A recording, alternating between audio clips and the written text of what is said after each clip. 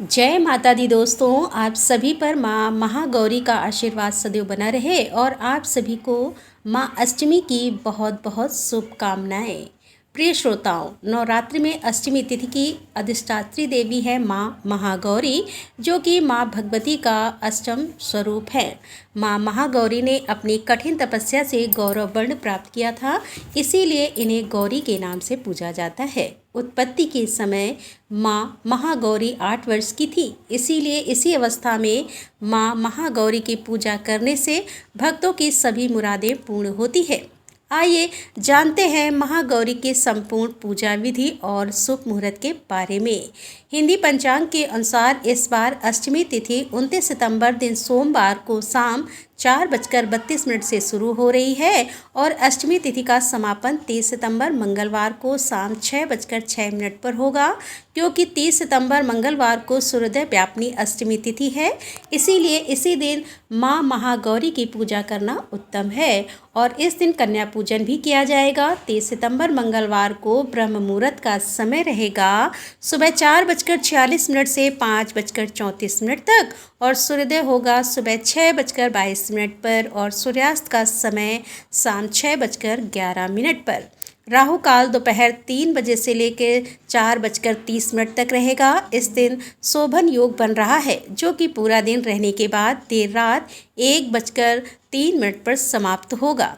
महागौरी की प्रातःकाल पूजा मुहूर्त रहेगा सुबह 5:01 से 6:13 तक और शाम की पूजा का मुहूर्त शाम 6:08 से 7:21 तक। कन्या पूजन का शुभ मुहूर्त रहेगा सुबह 6:22 से लेकर दोपहर 12 बजे तक। अब बात करते हैं पूजा विधि के बारे में। तो आज अष्टमी तिथि के दिन बहुत से घरों में कन्या पूजन भी होता है और बहुत से लोग माँ महागौरी की पूजा करने के बाद, कन्या पूजन करने के बाद अपना उपवास भी खोल लेते हैं। तो वैसे तो आप ऐसा भी कर सकते हैं, लेकिन जहाँ तक हो सके नवरात्र में पूरी 9 देवियों की पूजा करने के बाद ही आपको अपना व्रत खोलना चाहिए। कन्या पूजन आप अष्टमी को कर सकते हैं, लेकिन नवरात्रि में 9वीं तिथि में माँ सिद्धिदात्री की पूजा करने के बाद ही आपको अन्न ग्रहण करना चाहिए। अष्टमी तिथि के दिन सुबह जल्दी उठकर स्नान आदि से निर्मित हो जाएं, लाल या गुलाबी वस्त्र धारण करें और पूजा की तैयारी करें। सूर्य देवता को जल अर्पित करें। इसके बाद माँ महागौरी का ध्यान करके धूप दीप जलाकर आप माँ की पूजा करें।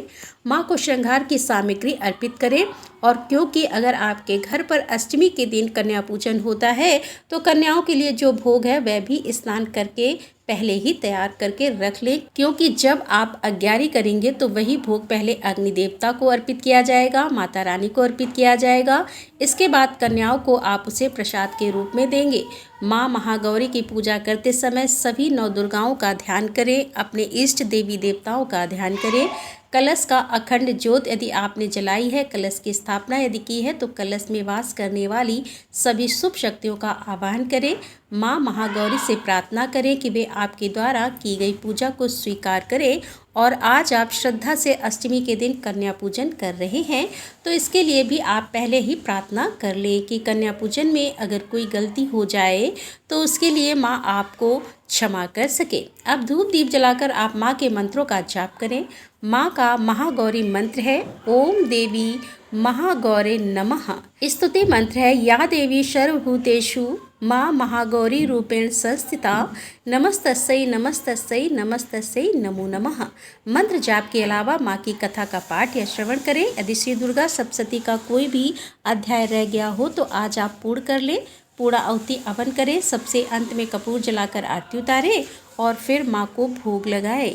महागौरी की पूजा विधि विधान से करने के बाद ही आपको कन्या पूजन करना चाहिए और कन्या पूजन के लिए 5, 7, 9 या 11 कन्याओं को सादर आमंत्रित करके, जिनके साथ एक बटुक भैरव यानी एक छोटा बालक भी हो, उनकी भी पूजा करें। सभी को साफ सुथरे आसन पर पूर्व दिशा की ओर मुँह कराकर विराजमान कराने के बाद सभी के माथे पर तिलक लगाएं। कन्याओं सहित बटुक भैरव को भी आप प्रसाद में हलवा, पूरी, चना, नारियल आदि दें और उसके बाद जो भी व्यंजन, जो पकवान, सात्विक भोजन आपने बनाया है वह भी आप उन्हें दे सकते हैं। बाद में उन्हें दक्षिणा और फल मिठाई आदि देकर सभी के पैर छूकर उनका आशीर्वाद लेकर सम्मान सहित विदा करें और पूजा पाठ में या कन्या पूजन में हुई गलतियों के लिए सच्चे मन से माँ गौरी से क्षमा याचना भी करनी चाहिए। अब बात करते हैं कलश के ऊपर रखे नारियल की, क्योंकि बहुत सी जगह पर कन्या पूजन के समय कलश के ऊपर के नारियल को हटा लिया जाता है और उसे तोड़कर प्रसाद के रूप में सभी लोगों में बांटा जाता है, कन्याओं को भी बांटा जाता है। तो अगर आपके यहाँ पर यह परंपरा हो तो आप भी नारियल तोड़कर कन्याओं को प्रसाद के रूप में दे सकते हैं। और जिन लोगों के यहाँ ऐसा नहीं किया जाता वह लोग नारियल को आसपास के देवी मंदिर में रख सकते हैं या फिर बहते जल में प्रभावित कर सकते हैं। इस प्रकार से अष्टमी तिथि के दिन कन्या पूजन करने को वह माता रानी को अर्पित किए गए भोग को अपना उपवास खोल सकते हैं।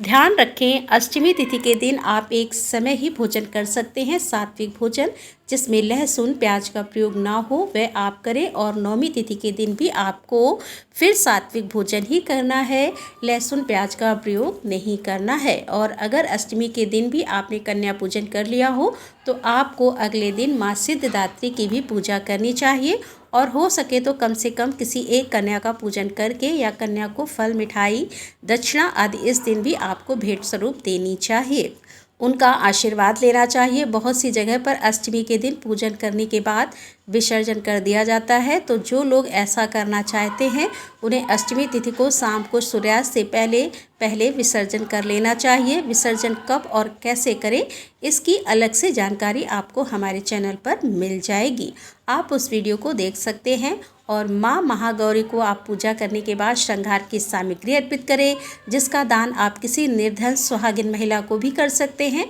भेंट स्वरूप वही सामग्री आप चाहें तो निर्धन सुहागिन महिला को दें या आसपास के देवी मंदिर में भी श्रृंगार की सामग्री अर्पित कर सकते हैं। पूजा चाहे छोटी हो या बड़ी, बहुत सारी सामग्री के साथ हो या केवल एक फूल और पत्ते से हो, माँ केवल अपने भक्तों के भाव देखती है। अगर आज आप कन्या पूजन विधि विधान से ना कर पाए, बहुत सारी आप जो कन्याओं का पूजन है वही नहीं कर पाते हैं, या एक कन्या का ही पूजन कर रहे हो, कोई अभाव हो, तो आप उस अभाव को मन में इस प्रकार से भाव करें कि आप अपनी तरफ से माँ को तरह तरह के व्यंजन अर्पित कर रहे हैं और 9 कन्याओं का पूजन कर रहे हैं। इस भाव से यदि आप पूजन करेंगे और माँ से प्रार्थना करेंगे कि वे अगली नवरात्रि तक आपके इस अभाव को यदि दूर कर सके तो उनकी अति कृपा होगी, तो निश्चित ही माँ आपकी सुनेगी और आपके जीवन के सभी दुख, सभी आर्थिक अभाव को दूर करके आपको अपना आशीर्वाद देगी। तो यह थी माँ महागौरी की संपूर्ण पूजा विधि की जानकारी। उम्मीद है आपको पसंद आई होगी। जय माता दी।